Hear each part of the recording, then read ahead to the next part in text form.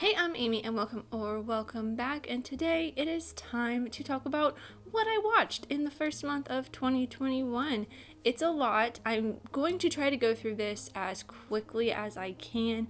My throat is a little sore right now, so I don't want to talk too much. But if you want to follow along with all the movies and limited series and docu-series that I will be talking about today, you can check out my Letterboxd in the link in the description. And before I get started, I am recording this on the 29th of January, so anything I watch in the next 2.5 days, I will try to remember to talk about when I talk about February. And for 2020, I am trying to watch a minimum of one movie I have not seen every single day, so I'm going to try to watch at least 365 films I have not seen before, which I'm almost there pretty much. I think I've already hit 100 films just in this month, so I will definitely be, hitting 365 before probably even March.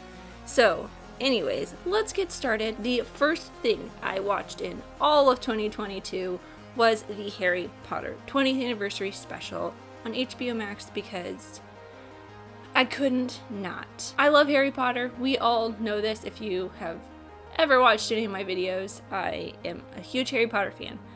I also watched the Doctor Who special on that day. I did a podcast over on my Patreon for it where I basically just talk about it. I do that for every Doctor Who episode. It was probably one of the better Doctor Who episodes we've had recently, but yeah. And then I watched a ton of short films on Criterion that were leaving Criterion. It's pretty much everything here, I think. Yeah. And by right of birth as well. Okay.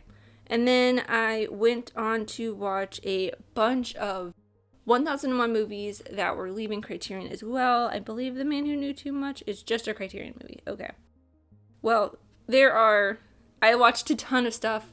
As always, I watched a bunch of stuff leaving Criterion and leaving HBO, especially things that were on the 1000, anything on both of those platforms that were on the 1001 list I watched, especially if they were leaving. There was a ton of Alfred Hitchcock films leaving Criterion as well, so The Trouble with Harry was one of them, and I absolutely loved this film. It did not get a lot of love like I thought it would, but it was really, really funny. Probably the funniest Alfred Hitchcock film I've ever seen. I also watched Jodi Arias, I think this was the docu-series? Yeah.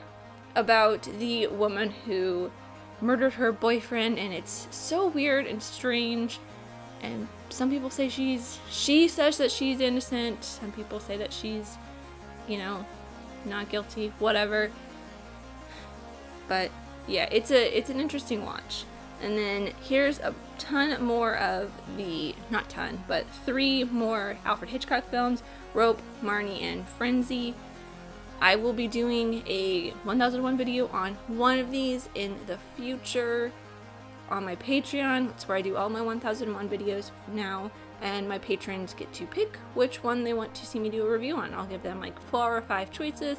They'll pick one, and I'll do one at the end of the month. Next, I watched The French Connection, which was one of the Patreon 1001 videos, or one of the choices for the Patreon 1001 this month, as I think was Within Our Gates, possibly, probably not. I think this one was leaving Criterion, so I watched it. But The French Connection it's not one I'm doing a review on this month. Next is some more films that were leaving Criterion, I believe. Yeah. Crossfire, The Last Tycoon, Angel Face, Thunder Road, Birthright, Ghost World, Virgin Suicides. I think all of those were leaving Criterion, so I just watched them because I'm pretty sure I've seen the Virgin Suicides, but I don't quite remember. I remembered when I watched it, I remembered tons of bits and pieces of it, but I didn't remember the film as a whole. So I marked this one as a first watch because I couldn't remember how much of it I actually had watched previously. And Ghost World is one that I have been wanting to watch forever. It has been on my list to watch for so long, and I think I hyped myself up too much because it didn't hit as well as hard as I thought it would, as a lot of people say. It's so good, but it was just kind of okay. And I think 10 Minutes to Live and Body and Soul are two... Oh no, they're not. I think these are part of a lot of Oscar Michelau films and short films that were leaving Criterion because he directed Within Our Gates, and a lot of his films have been kind of lost to, eternity because he was one of the first really prolific Black filmmakers, and things like that don't necessarily get kept up as well as they probably should be. After that, I watched Chicago, which was not as good, again, as I had been told it was, but also I'm not a huge musical fan, and it just wasn't that great to me. I'm not a huge Renee Zellweger fan either. So yeah, I watched a couple more films. I think Chicago, After the Dark, The Harvey Girls, The Pirate were all leaving HBO. After the Thin Man was pretty good, and then The Harvey Girls was not great. It was a Judy Garland musical, and it just was not her best work. She could do so much better, and it was just kind of boring plain. And then The Pirate. If you were on social media, on the internet, the first week of the year, there was this video, I think it maybe was a TikTok, but it was a short video circling, I think I saw it on Instagram and Twitter, of Gene Kelly singing a song dressed kind of like a pirate, and he has a cigarette he takes from a woman, a chorus girl probably, I think, and yeah, it was a chorus girl, puts it in his mouth, and then he leans down to kiss her and flips the cigarette into his mouth to kiss her, and then flips it back out. And for some reason, that was like super hot. The Pirate was really great. It was leaving HBO. I highly recommend watching it if you can find it somewhere. I don't know where it will be streaming after it leaves, but you can rent it on YouTube. But really good, especially if you like old movies, Gene Kelly, that kind of stuff. I also watched another docu-series called Pamela Smart. I don't remember much of this.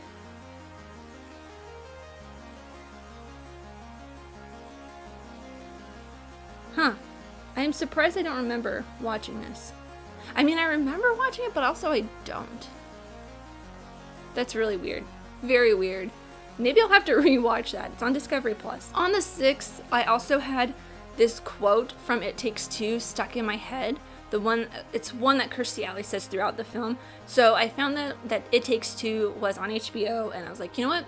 I'm gonna rewatch it. And it's really kind of made me want to go rewatch a ton of old Mary-Kate and Ashley movies. And I watched a couple, I think 3 films that were leaving Criterion.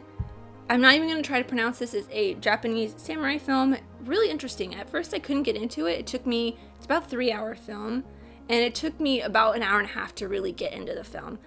I also watched The Grass is Greener, which is another Gene Kelly, and I believe Cary Grant and Robert Mitchum. And it was so boring. It's a romantic comedy, but we all know I'm not a huge romantic comedy fan. And then The Mortal Storm, which is James Stewart is in this as well, and I enjoyed it. It's not like great, but it was a nice little 1940s film. And I think some more. Okay, The Night of the Hunter was one of my 1001 movies. Also went on a huge Robert Mitchum kick this month because he has a ton of films leaving Criterion this month as well. I think there was a ton of his films leaving HBO. I will be watching at least like 5 more in the next 2.5 days because they're still there. But Night of the Hunter is fantastic. Probably my favorite Robert Mitchum performance out of, I think, the 16 that I have watched. I think. Let's check my stats.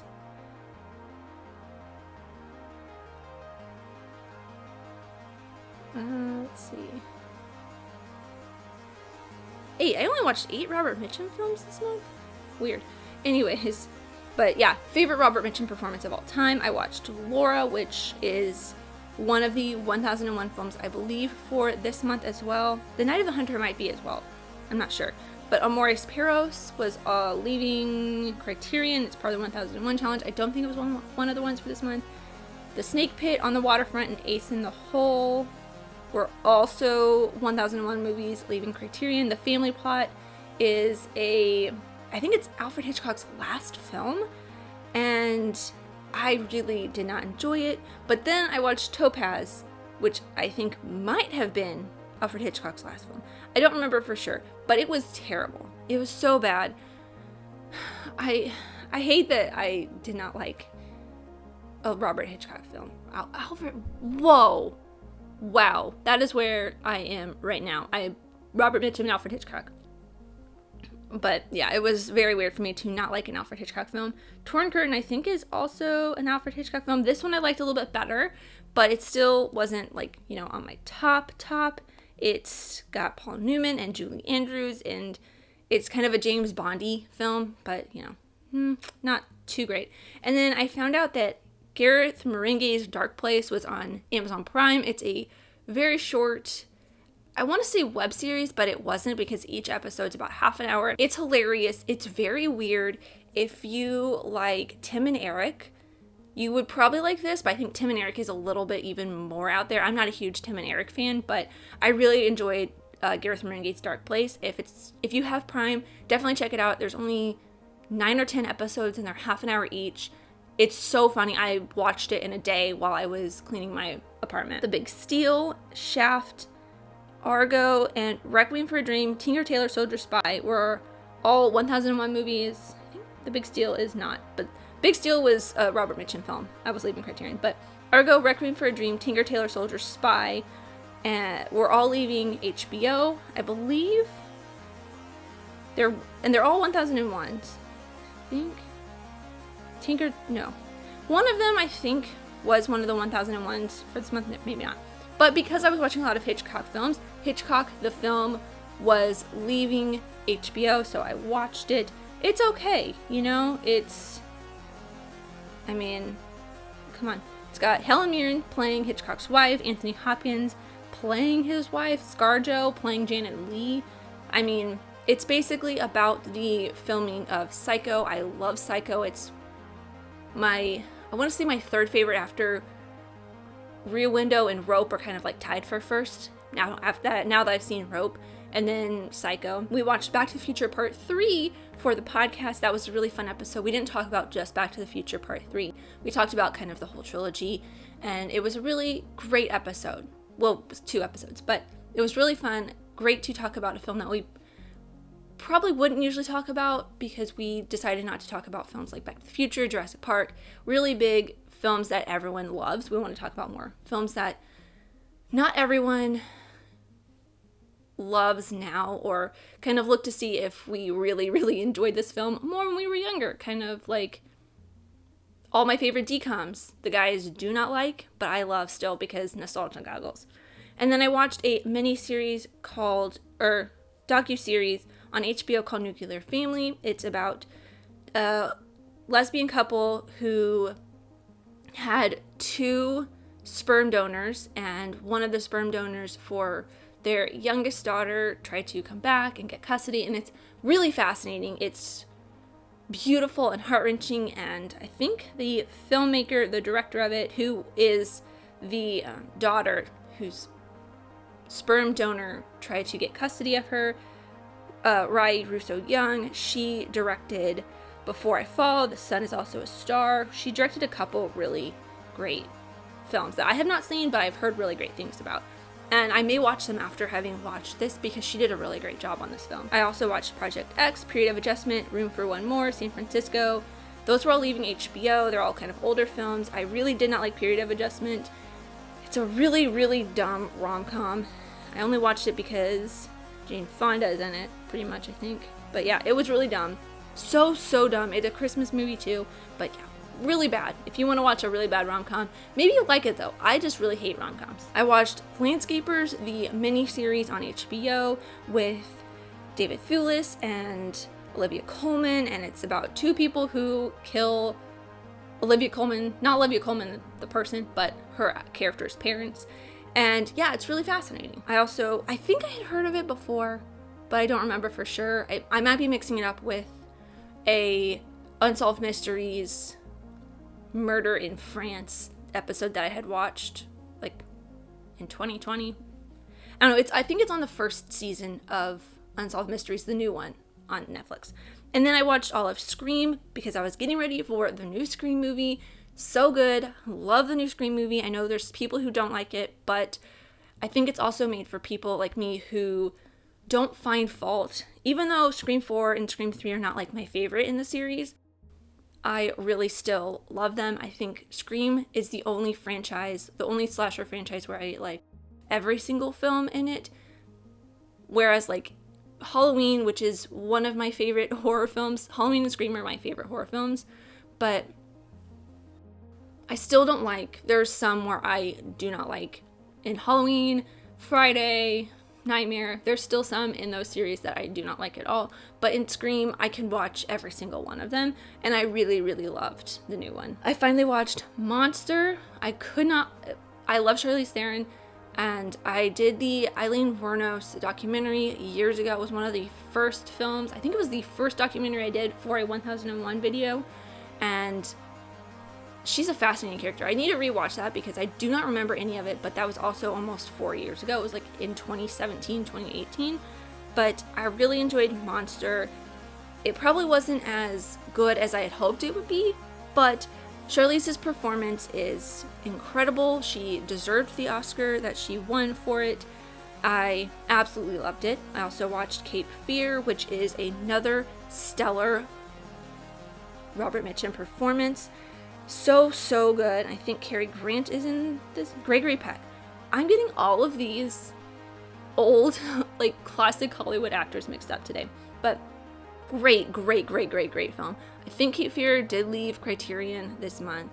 Not sure if you could watch it anywhere else. You could rent it on YouTube, I guess. Probably. But that's about it. And then I watched The Tragedy of Macbeth, because it came out on Apple TV Plus. I didn't get a chance to go see it in theaters. It might still be in theaters, but that will be my review in 2 weeks, I think. Not next week. Next week is Scream, and then the week after I think is Tragedy of Macbeth. And then I watched The Fellowship of the Ring because I was in this funk, and I don't log. There's one time a year that I log any of Lord of the Rings, any Harry Potter. I only do it once a year because I watch them literally constantly. And yeah, so this was my time to log them. I did Fellowship of the Ring. I did all three. But in between Fellowship and Two Towers, I watched Technolust, which is a really strange Tilda Swinton. I'm getting everyone mixed up today. Oh my god. It's a extremely strange Tilda Swinton, almost romantic comedy sci-fi thing. If you can find it somewhere, I think it left Criterion this month. If you can find it somewhere, definitely check it out. It's very strange. I also watched Cloud Atlas, Jupiter Ascending, The Fisher King, and The Hunt. I had the 17th off for Martin Luther King Day, and I played Cloud Atlas and Jupiter Ascending while I was doing laundry and kind of cleaning a little bit. So yeah, Cloud Atlas was very strange. And between Cloud Atlas and Jupiter Ascending with the Wachowskis, definitely like Cloud Atlas a little bit better, but I don't think I'm a huge fan of the Wachowskis. I liked the first Matrix. The second and third were not my favorite. The new one is just But I think the Matrix movies, Cloud Atlas and Jupiter Ascending are the only Wachowski films that I've seen. But yeah. Fisher King is great though. You know, so good. Robin Williams, fantastic. So good. And I know I'm going to mix him up, but Jeff Bridges, I don't know why. I don't know why I'm getting all of these actors mixed up in my head today. The Hunt is okay. No, The Hunt is actually pretty good. I wanted to see it when it came out in theaters, but that was right before, well, it got taken out of theaters and then the pandemic happened, and yeah.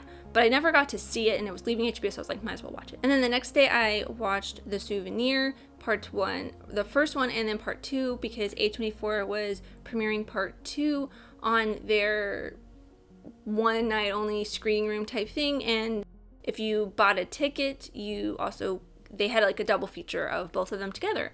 And it is also a Tilda Swinton movie. Remember, it was Tilda Swinton this time. Her and then her daughter plays the main character. Tilda Swinton plays the mom. And it's this story about a girl who is in a kind of abusive relationship with a much older man. And stuff happens with him and she kind of goes through it. It's really interesting. I recommend it if you can find it, but probably not one I would be watching again. It's interesting maybe if I was in the same headspace and I needed to watch something like that, a therapeutic kind of watch, I would say. Then the next day I watched The Incredibly True Adventure of Two Girls in Love, which is such a sweet film. It is a romantic comedy and I actually enjoyed it. But I got to see this one for free because I had bought a ticket to a Sundance film online, not actual Sundance film. But anybody who bought tickets to see any Sundance films got to see this for free, and it's adorable. I absolutely loved it. And I watched a handful of films that were leaving HBO, including The Lincoln Lawyer, Envy, Disaster Movie, both Caddyshack movies, My Best Friend is a Vampire, and Ghost in the Machine. I think out of all of these, Ghost in the Machine was probably the best one because it's a slasher film. It's very interesting and weird. My Best Friend is a Vampire was also pretty interesting. It's a comedy vampire film. And yeah, that's pretty much it. I also watched The Tender Bar, which is George Clooney's not directorial debut, but it's a George Clooney directed film starring Ben Affleck, and I always forget the name of the kid, but it's the guy from Ready Player One, Ty Sheridan. It's cute, but it feels very boy fantasy to me. It just wasn't a movie for me because I'm not a boy. And then I watched a Netflix true crime docu-series, Crime Scene, The Times Square Killer.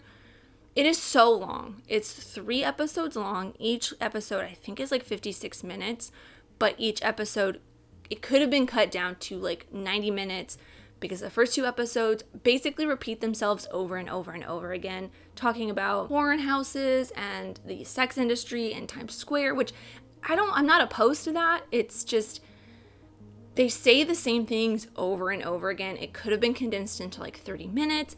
And then the last episode, I think they only spent like 30 minutes, maybe most, on the actual killer. And then it wasn't the best Netflix true crime thing I've ever watched. The Crime Scene Murder at the Cecil Hotel, I think is what it's called, but it's about the Cecil Hotel mystery. You've probably seen it if you know true crime, but it's this girl gets into an elevator, she's acting very weird, it's like she sees a ghost, and then a couple weeks later she winds up in a water tower on the top of the Cecil Hotel. It's in Hollywood. Yeah, it's very interesting, very weird. And then I started watching some films, or at least two. Well, I think Being Cousteau is the only one I think that I watched that may be nominated for an Oscar. It's a documentary about Jacques Cousteau. It's on Disney+.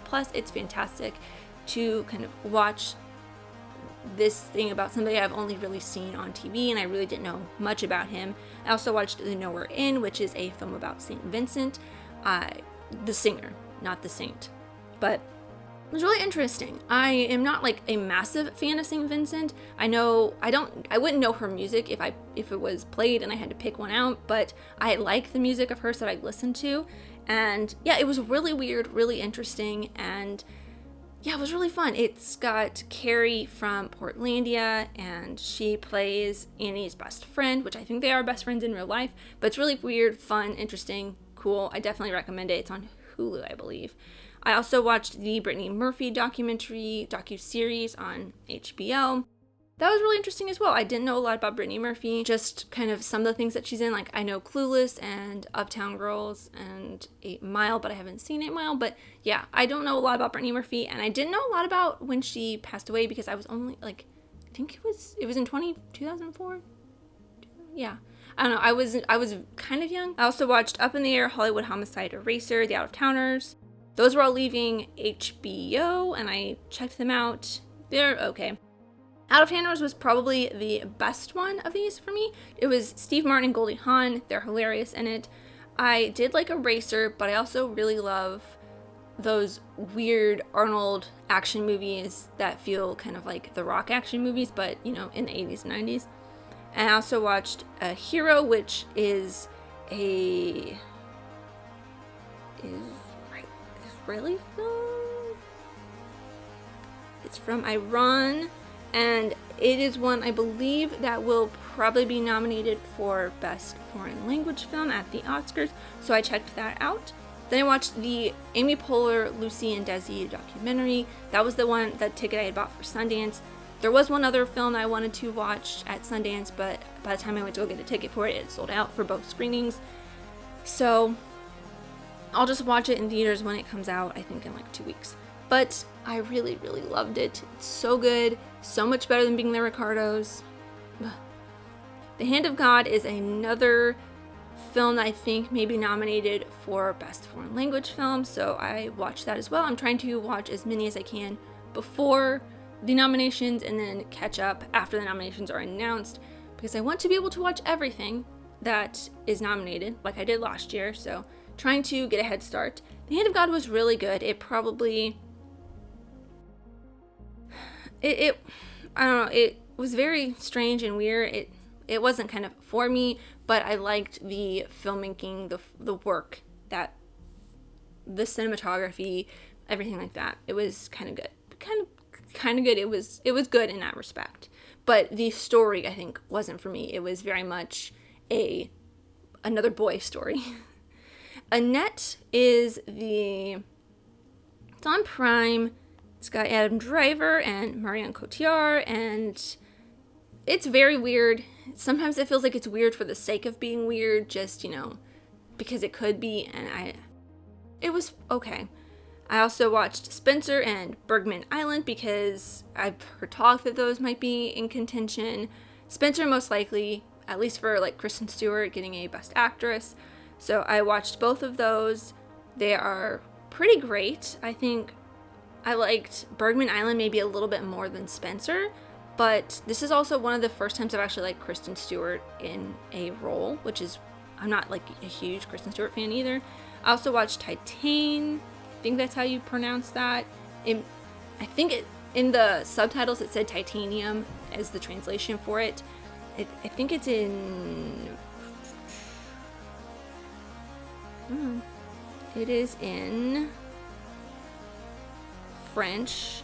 So, yeah. But it's a very weird film. It wasn't for me, but it's also extremely beautiful, and the lighting is amazing. The colors are amazing.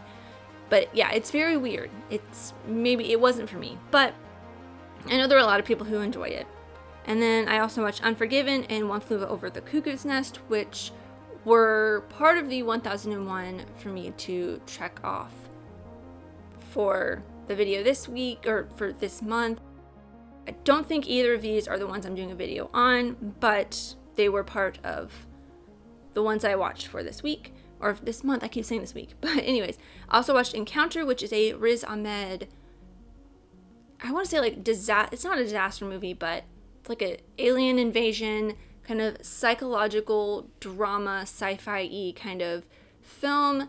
And Riz Ahmed is really great in this. I didn't know anything about it going into it. I didn't watch a trailer. I just saw somebody talking about it, or I got an ad for it on Amazon Prime when I was watching Garth Marenghi's Dark Place. I think they played an ad before one of the episodes for it, and I really enjoyed it. It was surprising. The end is very surprising to me. There was like a twist in it that I kind of was foreseeing about halfway through the film, but I don't think that the twist made it any worse or better. It was really good, really sweet.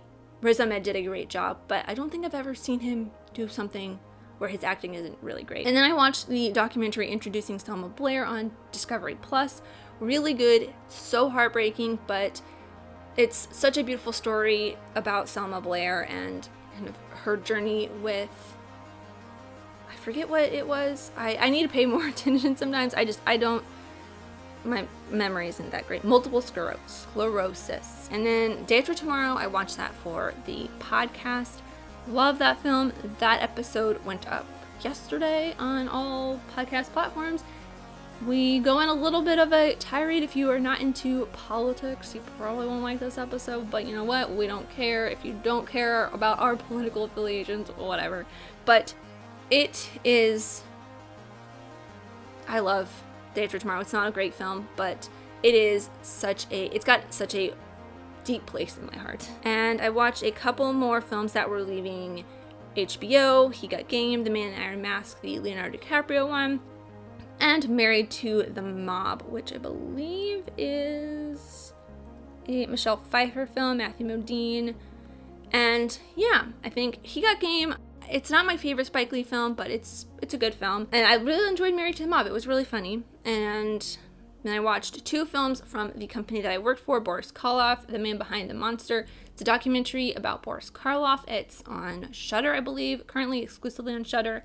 And then I watched Old Henry, which I did not think I would enjoy because I'm not a huge Western fan, but it was really, really great. And I'm not just saying that because the company I made produced it, but it's really good. Obama named it one of his favorite movies of 2021. So, take that with what you will. And then the last film that I watched so far this month, because, there are still 2.5 days left, is Flashdance, which is the bonus feature review that will be going up, or went up yesterday. That is everything I watched this month. It's a lot. I'm out of breath, so I did not get through this as quickly as I had hoped I would, but I hope you guys enjoyed. Let me know what you guys watched in the comments down below. I forgot to mention at the top, but, honestly, I'm not watching a ton of TV. I watched all of Awkwafina is Nora from Queens on HBO. That was interesting. I started How I Met Your Father, because I love Hilary Duff. I really liked How I Met Your Mother, and I really wanted that Lizzie McGuire reboot, and this is pretty much what we're getting from that. I also started Single Drunk Female, which was a new Freeform show. It's on Hulu as well. I started Abbott Elementary last night. That's pretty good. Actually, I think I watched a lot more TV than I thought I did. What else? Peacemaker and The After Party that came out on Friday. I watched that.